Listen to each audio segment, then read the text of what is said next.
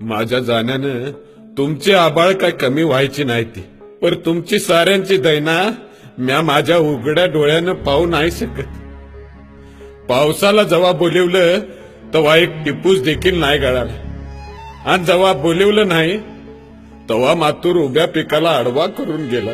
म्या तरी काय करू माझे बये, म्या भित्रा नाही गे, पर आपल्या मुलाबाळांची, माझ्या म्हाताऱ्याची, तुझी आणि आपल्या गोट्यातल्या लाडक्या जनावरांची भुकेनं झालेली फरफट मला बघवत नाही. माझ्या पावलाच्या आवाजानं माझी लाडकी जनावरं उभा राहून आंबरायला लागायची. का तर आपल्या धन्यानं आज तरी हिरवा चारा आणला असेल म्हणून. पर मला रिकामा बघता आज ती मुकी जनावरं गप गुमान बसायची. अगं माझ्या मुक्या जनावरांना या अभागी शेतकऱ्याची अवस्था कळाली, पण या निर्दयी शासनाला काय बी नाही कळत. सगळं वज तुझ्या खांद्यावर टाकून जाताना लय वंगाळ वाटतंय.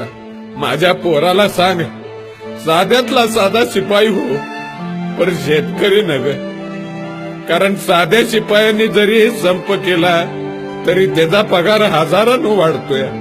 ही सरकारी हलकट अधिकारी हात चलाकीनं टेबला खालनं पैक मिळवत देते, आणि आम्ही आमच्या कष्टाचं घामाचं पैको मागतोय, तरी आम्हाला ते नाही मिळत. माझ्या म्हाताऱ्याला सांभाळ. रागीट आहे ती, पर लय माया लावतात. माझ्या जनावरांना रुसायला नको लावूस, माझ्या जनावरांना कसायला ऐकू नकोस.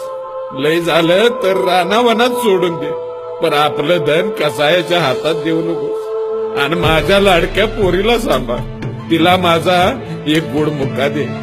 पोरीला लय काम लावू नकोस. माझे बयेस 7 जन्माचं फेर घेतलं होतं, पण अर्ध्यात सोडून जातोय. मला माफ कर. तुझाच धन्य.